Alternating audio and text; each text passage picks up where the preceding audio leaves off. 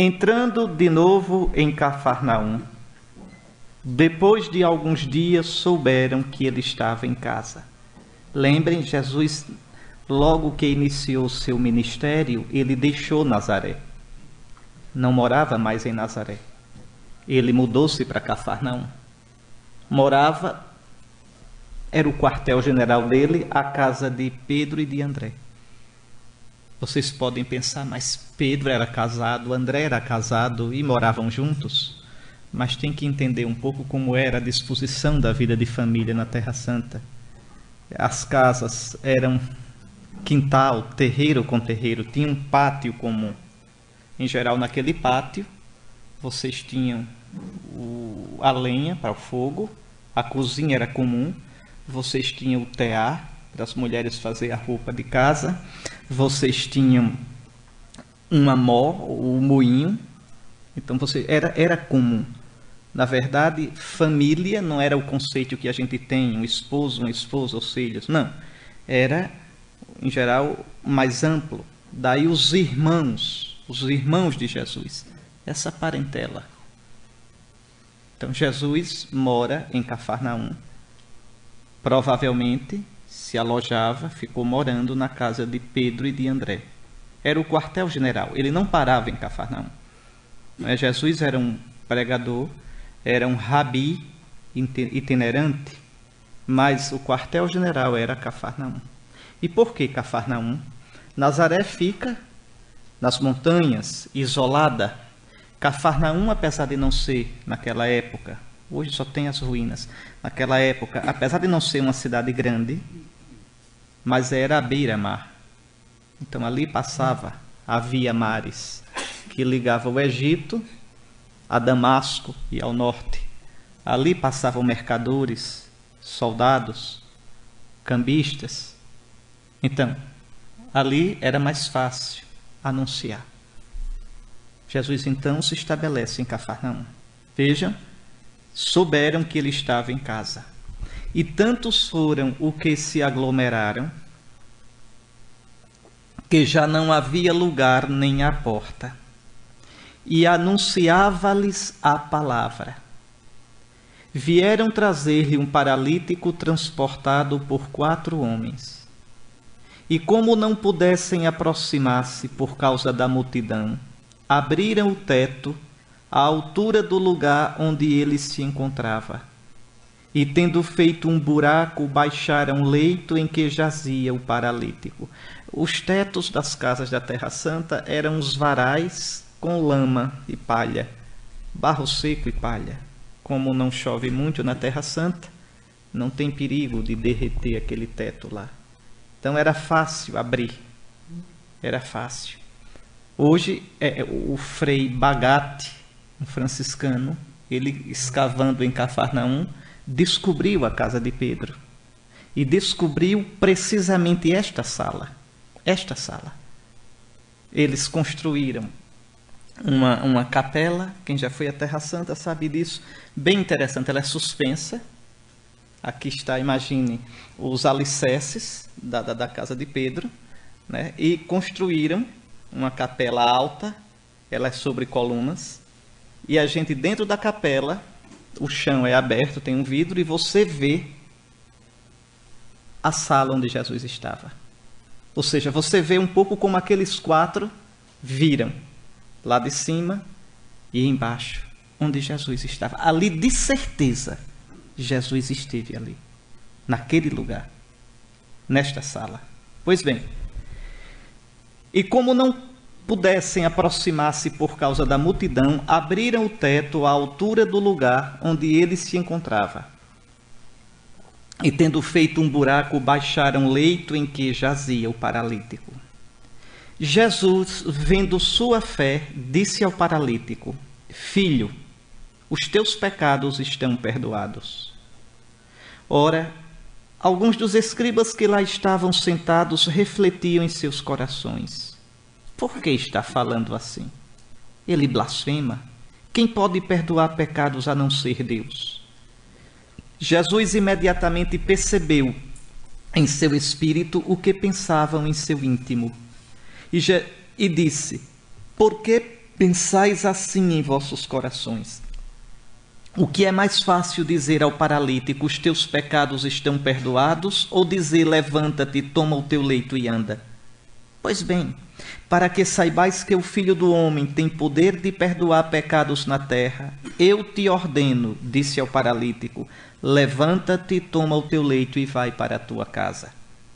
O paralítico levantou-se e imediatamente, carregando o leito, saiu diante de todos, de sorte que ficaram admirados e glorificaram a Deus, dizendo, nunca vimos coisa igual. E tornou a sair para a beira-mar, e toda a multidão ia até ele, e ele os ensinava. Ao passar, viu Levi, o filho de Alfeu, sentado na coletoria, e disse-lhe, segue-me.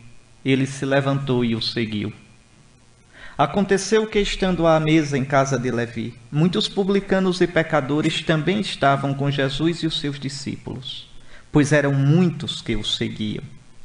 Os escribas e os fariseus, vendo-o comer com os pecadores e os publicanos, diziam aos discípulos dele que ele come com os publicanos e pecadores. Ouvindo isso, Jesus lhes disse, não são os que têm saúde que precisam de médico, mas os doentes. Eu não vim chamar justos, mas pecadores. Vejam, meus irmãos, como a gente pode observar aqui de modo muito fácil, temos dois blocos distintos de narração. O paralítico e a vocação de Levi, de Mateus. Mas eu quis unir os dois. Ler um à luz do outro para a gente colher o que o Evangelho nos quer dizer. Uma primeira coisa que chama a atenção é como se insiste em que as multidões procuravam Jesus. Eram muitos os que o seguiam. Pois bem, o que é que Jesus ensinava a essa multidão? O que é que essa multidão buscava? O que é que Jesus ensinava? Marcos dá uma resposta curiosa. Ele diz, anunciava-lhes a palavra. Quando eu digo um padre anunciou a palavra, o bispo é ministro da palavra, isso é claro para mim. Que palavra? A palavra é Jesus. E Jesus nos traz o reino. Mas quando o Evangelho diz, Jesus anunciava-lhes a palavra, que palavra é essa que Jesus anuncia? E nós podemos encontrar no próprio São Marcos a resposta dada no início do seu Evangelho, ao resumir toda a pregação de Jesus. Olhe, meus irmãos, esses 2 versículos do capítulo 1 de São Marcos são preciosos. Vocês prestem atenção a eles. Vejam, como é que São Marcos diz? Depois que João foi preso, veio Jesus para a Galileia, proclamando o Evangelho de Deus. Preste atenção a isso. Nesses 2 versículos, São Marcos resume toda a missão de Jesus. Toda a pregação de Jesus. Jesus foi para a Galileia fazer o quê? Anunciar a boa nova de Deus. A boa notícia de Deus. O profeta Isaías tinha profetizado: como são belos sobre os montes os pés do mensageiro, que evangeliza. Na 70, na Bíblia grega, diz assim, que evangeliza, quer dizer, que traz a boa nova a Sião. Qual é a boa nova que esses pés vão trazer? Qual é a boa nova desse mensageiro? E diz a Sião, o teu Deus reina. Tu não estás à toa, Sião. O teu destino não é um destino incerto. Tu não estás perdida, Sião. Ainda que os babilônios te oprimam, ainda que a Síria te deporte, ainda que os gregos te humilhem, ainda que teu poder político se acabe, teu Deus reina. Tu não és, como dizia o profeta Malaquias, por que tu nos tratas como os peixes do mar? Malaquias não, Miqueias. À toa, sem dono, qualquer um joga a rede e pesca tudo. Não, nós não estamos à toa. O teu Deus reina, Sião. Essa profecia se cumpre com Jesus. Jesus é o mensageiro que anuncia o Shalom. Eu vos dou o meu Shalom. Eu vos deixo o meu Shalom, não como o mundo dá. É a minha paz, a paz definitiva da nova e eterna aliança. Pois bem, como são belos os pés do mensageiro que anunciam a Sião, a antiga Sião e a nova Sião. O teu Deus reina. Então São Marcos está pensando nisso. Olha agora, cumpriu-se o tempo. É a primeira palavra de Jesus, a primeira, a palavra que abre toda a pregação dele. Ele diz a Israel: chegou. O que o Deus havia prometido, o que os profetas haviam anunciado, chegou. O tempo chegou. Cumpriu-se o tempo. O reino de Deus aproximou-se. Esse está próximo tem dois sentidos. Tem o sentido que aproximou-se, chegou, e tem o sentido que está próximo de se manifestar plenamente. Tem um já e um ainda não. Nós cristãos vivemos pendurados entre um já e um ainda não. A vida todinha vai ser assim. Já temos o Cristo. Já temos a salvação. Nós podemos tocá-lo. Nós o escutamos. No entanto, ainda não em plenitude. No entanto, ele ainda nos foge entre os dedos. No entanto, ainda sofremos tantas vezes, sentindo a ausência dele. A igreja, a esposa amada, tem de dizer todo dia, cutucada, sustentada, impelida pelo Espírito: Maranatá, vem, vem, Senhor. Vem, meu esposo querido. Ele vem e nós vamos ao encontro dele. Porque ele nos atrai com o seu Espírito, nos atrai e nos impulsiona com o seu Espírito. Então vejam, o reino aproximou-se. O reino está próximo. Jesus é o reino. Eu já expliquei isso a vocês. Não esqueça. Querem ver o reino acontecendo? Olhem Jesus. Nele o Pai reinou totalmente, a tal ponto que ele diz a Filipe: quem me vê, vê o Pai. Vê o Pai porque eu deixo totalmente que o Pai realize em mim a vontade dele. Eu vivo para o Pai. Minha vontade é fazer, meu alimento é fazer a vontade do Pai. Em mim o Pai reinou totalmente. É interessante quando Jesus está para ir para a cruz, a frase que ele diz: o mundo saberá que eu amo o Pai. Veja o que é a cruz para Jesus. É primeiramente uma prova de amor ao Pai. O mundo saberá até onde eu amo o Pai. Até onde eu me abandono nas mãos do Pai. Até onde eu confio no Pai. O mundo saberá. Então ali naquela cruz não tem mais palavra. Não tem mais promessa de amor. Naquela cruz, no silêncio daquela madeira, na dor daqueles cravos, no vermelho daquele sangue, Jesus mostra concretamente que ama o Pai. Que na vida dele o Pai é tudo. O Pai reina. Então veja, com Jesus o reino de Deus se aproxima. Ou seja, Deus vai reinar na vida do seu povo. Vai reinar. E onde Deus reina, a vida brota. Porque a glória de Deus, a alegria de Deus, o prazer de Deus é nos dar a vida. Nos criou para a vida. Agora, aquilo que eu dizia na missa, eu volto a dizer: cuidado com essa palavra vida. Porque é Deus da vida, é vida para lá, vida para cá. Não é qualquer vida. É a vida eterna. E vida eterna não é só o céu, hein, senhores? Atenção. Vida eterna, na Bíblia, Vida eterna, no Novo Testamento, não significa primeiramente céu. Não significa primeiramente céu. Vida eterna quer dizer vida do eterno. Existe vida felina, canina, humana, e angélica e eterna.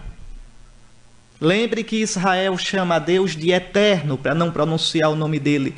Ouve, ó Israel, o eterno é nosso Deus. O eterno é um só. Vida eterna, vida de Deus. Nós temos uma vida humana. Esta vida humana não basta.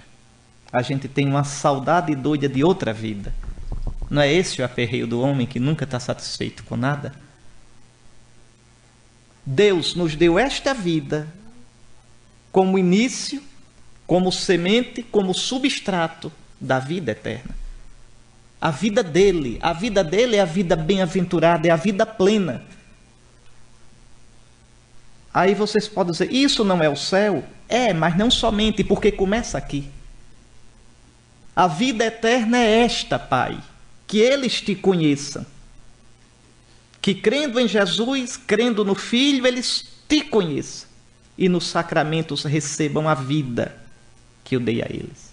A vida eterna. Por exemplo, no final do discurso sobre o pão da vida, João 6, Jesus diz, quem come deste pão viverá eternamente. Algumas traduções da Bíblia diz para sempre. Está errado. Não é para sempre. E não é a mesma coisa? Não. Viver para sempre, eu posso viver no inferno. Viver para sempre, a nossa alma viverá mesmo condenada. Jesus não diz viverá para sempre. Quem come a minha carne viverá eternamente. Ou seja, com a vida nova. Não viverá só humanamente. Viverá com a vida divina. Viverá com a vida que eu vou dar. A vida eterna. Na Eucaristia a gente come a vida eterna. Por isso ele diz, quem come a minha carne tem, verbo presente, a vida eterna. Come a vida eterna. E eu o ressuscitarei, futuro, no último dia. Então, vida eterna é mais que o céu. A vida eterna começa agora, a vida de Deus, que só Jesus nos pode dar. Então, veja, cumpriu-se o tempo. O reino se aproximou. Eu trago para vocês o reino. Meu Deus, o Deus de Abraão, de Isaac e de Jacó vai reinar. E aí vem, convertei-vos e crede neste evangelho. Crede nesta boa notícia. Esse é o resumo de tudo que Jesus veio fazer. A cruz, a morte dele, a ressurreição, é para nos dar essa vida. Para nos dar essa vida. Mas eu não vou entrar nisso, seria outro retiro. Vejam bem. Então Jesus anuncia isso. A palavra que Jesus anuncia é o evangelho, a boa notícia que Deus envia. Cumpriram-se os tempos e todas as promessas de Deus, todas as esperanças de Israel iriam se realizar agora com a vinda dele, do Filho. O reinado de Deus está próximo. Em Jesus, Deus vem reinar sobre o seu povo. Deus vem mostrar todo o seu amor e sua misericórdia. Com Jesus, Israel vai experimentar que Deus, o Eterno, o Santo, o Altíssimo, não é somente Deus, mas é acima de tudo Deus e Pai de nosso Senhor Jesus Cristo. Aqui, aquilo que eu explicava ontem, repito, aprofundo para vocês. Chegou o reinado de Deus, mas de qual Deus? Aí, aqui está a novidade. Jesus diz, é o Deus de Israel, mas esse Deus de Israel é o meu Abá, é o meu papai. Isso os judeus jamais podiam imaginar. No Antigo Testamento, quando se chama a Deus de Pai, é de modo metafórico. Por exemplo, um judeu nunca diz meu pai a Deus. Quando raramente um judeu diz pai a Deus, é nosso pai, é o pai de Israel. Mas meu pai, essa dimensão de filiação no sentido estrito, o judeu até o Antigo Testamento não gosta disso, porque para o Antigo Testamento isso parece paganismo. Os pagãos falavam em heróis, semideuses, filhos de deuses. A mitologia grega está cheia disso. O faraó era considerado filho de Deus. Então, para um judeu, isso não. Deus é santo, é o outro, diferente. Tanto que, para um judeu, o que Jesus diz é uma coisa impressionante. Esse Deus é o meu, e não diz só pai, diz Abá, é o meu papai. E aqui, atenção, Jesus não diz nosso pai, é o meu, é só dele. Está aí uma coisa que Jesus não reparte com ninguém. É o meu pai. Vocês nunca vão encontrar na Escritura Jesus dizendo nosso pai. Vocês podem dizer, e o Pai Nosso? Não. No Pai Nosso, Jesus diz, quando orardes, vós, quando orardes, dizei, Pai Nosso. Quer dizer, eu estou fora. Veja como ele diz em João, subo ao meu Pai e vosso Pai. É diferente. Porque é o meu Pai e eu vos dou o meu espírito de filho, também agora é vosso Pai. Porque é o meu Deus de um modo totalmente diferente, e eu vos dou o meu espírito, é também o vosso Deus de um modo diferente. Então o anúncio do reino está indissoluvelmente unido ao anúncio da paternidade de Deus. É o meu Pai, eu vim dele, eu o conheço. Eu o conheço. Veja, esse é o, e se vós me seguirdes, se crerdes em mim, recebereis o meu espírito de filho, e podereis no meu espírito dizer Abá, Pai, Papai. Isso é o reino. Estão vendo que o reino está ligado à imagem do Pai? E está vendo por que é que o reino está ligado à cruz? Porque Jesus tem que morrer para receber do Pai o Espírito de ressurreição, o Espírito Santo, e esse Espírito ele nos dá nos sacramentos da igreja. Por que é que a liturgia é central na vida cristã? Porque nos dá o Espírito pelo qual Cristo, a obra de salvação de Cristo entra na nossa vida. É tudo ligado, não tem...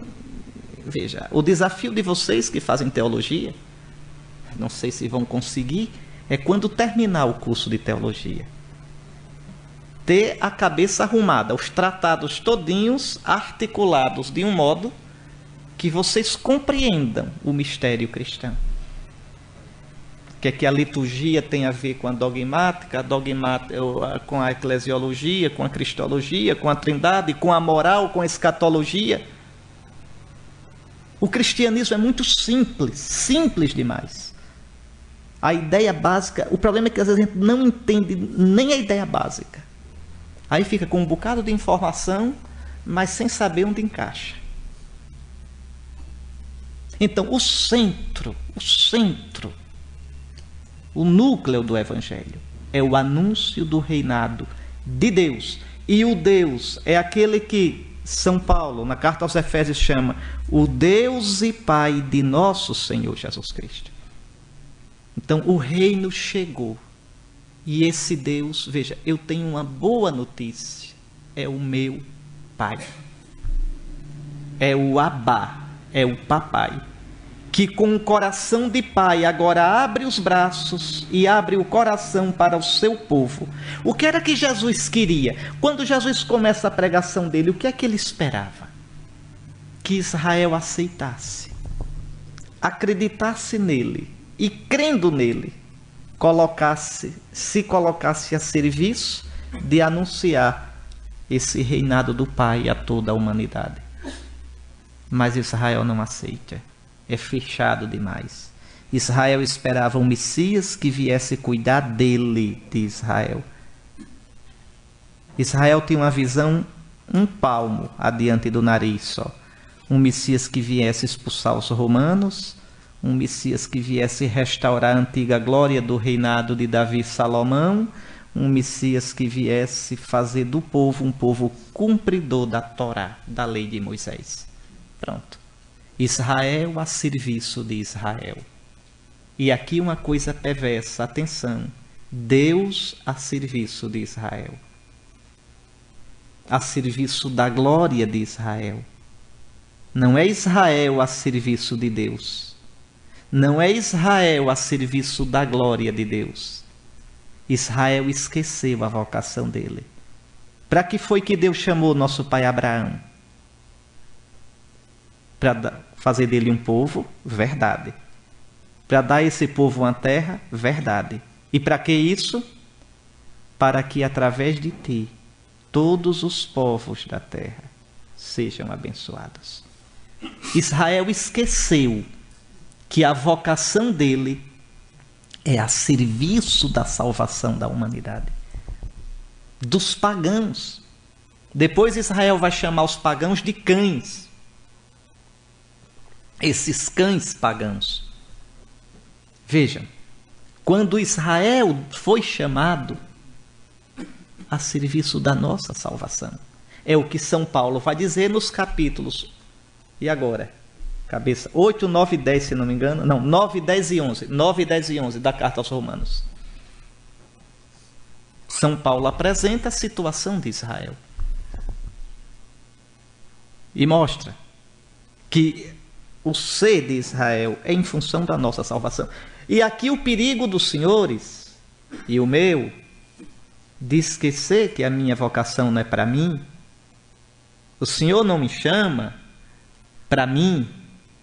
O Senhor me chama para a humanidade, para os irmãos, para a igreja. Aí os senhores chegam na paróquia, quando forem padres, e batem assim na mesa. E diz, aqui quem manda sou eu. A paróquia é minha. Errou. A paróquia é de Cristo. E o rebanho é de Cristo. E você é servo. Recebeu o Espírito de Cristo para dirigir, para pastorear, dando a vida, não estropiando as ovelhas.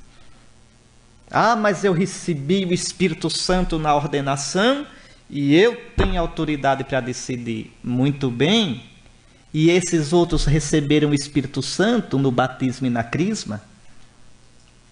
São João diz, recebestes a unção do santo e, portanto, se você crê, padre, se você não quer pecar contra o Espírito Santo, padre, escute os outros. Você não é obrigado a seguir a maioria, que a igreja não é democracia. Você não é obrigado a concordar com a maioria, mas você é obrigado a escutar o conselho paroquial, escutar os membros mais sábios da comunidade. Tem aquela senhora que eu vejo que é piedosa, tem aquele senhor que é tão dedicado, aquele outro. Escutar, como quem não quer nada, perguntar, o que você acha disso na paróquia? Escutar e rezar. E depois, diante de Deus, decidir, mas tendo ouvido. Faze tudo com conselho e não te arrependerás, diz a Escritura. E diz também, há caminhos que parecem bons aos homens e vão dar no fundo dos infernos. Vejam, então nós não somos chamados, como Israel não foi chamado para si. Quando o Santo Padre João Paulo II ordenou aquele lá no Maracanã, em 1981, na homilia ele disse, este dom é dado a vós, mas não é para vós. É para a igreja. É para o mundo. Eu não sou padre para mim. Eu não sou bispo para mim. Eu sou padre, eu sou bispo para a humanidade, para a salvação do mundo. É muito triste quando um padre chega na paróquia pensando que é o dono da paróquia. Hoje é uma coisa triste isso na igreja. É uma vergonha. Porque com a crise que nós estamos vivendo, com tantas linhas desalinhadas, cada um se sente o Papa de Roma, então muda-se um padre na paróquia, o povo treme. Porque diz, meu Deus, e agora quem vem? Será que a gente vai ter que mudar a religião? Cada padre parece com uma religião diferente. Mas isso acaba com a igreja. Isso acaba com a fé do povo. Acaba. Não é para a gente ser igualzinho. Nós somos pessoas. Mas tem que ter uma banda larga, mas tem que andar dentro dessa banda. Tem que andar dentro dessa banda. Não é para todo mundo ser igualzinho. É normal que na igreja existam sensibilidades diferentes. Sempre foi assim. Nem se iluda. Quem acha que a igreja sempre foi monolítica não sabe teologia nem história da igreja. Tire logo o cavalo da chuva. Existem uns mitos interessantes hoje em dia. Sempre houve disputa de escola teológica. Sempre houve sensibilidades diferentes. Sempre. Basta abrir os Atos dos Apóstolos. A sensibilidade mais pró-Tiago, a sensibilidade mais pró-Paulo. Pedro fica no meio tentando ajeitar, ainda leva um coice de São Paulo, por causa da questão de Antioquia, que ali São Pedro não estava fingindo, não. São Pedro, coitado, exatamente pela função que tem de ser sinal de unidade, tenta, mas Paulo e Tiago não eram fáceis. Eu não daria certo para trabalhar com São Paulo nunca, porque São Paulo São Paulo não é brincadeira. Então, vejam, sempre na igreja, por exemplo, depois do período apostólico, no período apostólico a questão é até que ponto a lei de Moisés fica, até que ponto não fica. Depois do período apostólico, qual era a guerra? Até que ponto a gente se abre para a cultura grega, até que ponto não se abre. Vejam, e vai assim. Depois que o cristianismo é aceito pelo império, até que ponto a gente se abre para o império, participa, até que ponto não participa. E assim vai. Enquanto a igreja caminhar na história, a igreja é um povo peregrino. Peregrino. Não tem jeito. A história caminha. O pensamento evolui. E a gente tem que ter a certeza, porque Cristo prometeu. Escutem, não tenham medo não, nós não estamos sozinhos. O Espírito de Cristo, Cristo preside a sua igreja. O Espírito de Cristo nos guia. Quem tem ouvidos, ouça o que o Espírito diz à igreja. No Apocalipse diz as igrejas, são 7, porque 7 quer dizer plenitude, a igreja toda. Então, colocar-se à escuta. Então, a gente, veja, deve ter uma banda larga, eu repito, numa diocese, que as sensibilidades diferentes, as pessoas não se sintam oprimidas, despersonalizadas. Um bispo não pode despersonalizar as pessoas. Ele não é Deus, ele é só o bispo. É o que preside no lugar de Deus, mas não é Deus. Então, mas por outro lado, deve ter uma disciplina, porque senão o povo endoida. Chega um e diz, é assim, padre. Aí aquele padre é transferido, depois que o povo já pegou o jeito do padre, chegou outro e diz, não é nada assim, é assado. Acaba com a fé do povo. Aí o bispo diz, não, nem é assim, nem é assado. É dentro dessa banda larga. Pode ter variação? Pode. Mas que acabe com a fé do povo? Não. Vamos juntos como presbitério, em união com o bispo, traçar o caminho pastoral.